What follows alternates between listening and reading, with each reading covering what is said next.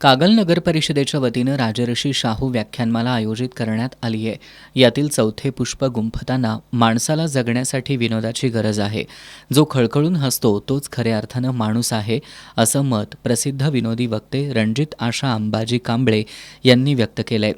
जगण्यासाठी हसा, हसण्यासाठी जगा या विषयावर बोलताना त्यांनी आपल्या खास शैलीतील विनोद, किस्से आणि जीवन अनुभवातून उपस्थितांना मनमुराद हसवलं. स्पर्धेच्या युगात माणूस ताणतणावात अडकत चालला असून कुटुंबातील नात्यांमध्ये आपुलकी टिकवणं गरजेचं आहे. ज्या घरात लेकी सुनांचं हसणं ऐकू येतं ते घर खऱ्या अर्थानं सुखी असतं, असा संदेश त्यांनी दिला. यावेळी अग्निवीर म्हणून सैन्य दलात भरती झालेल्या निखिल जाधव, प्रसाद रानगे आणि शुभम रानगे यांचा मान्यवरांच्या हस्ते सत्कार करण्यात आला. या कार्यक्रमाला नगराध्यक्षा सविता माने, नगरसेवक प्रकाश गाडेकर, नवल बोते, सतीश घाडगे, विवेक लोटे तसेच मुख्याधिकारी अजय पाटणकर उपस्थित होते.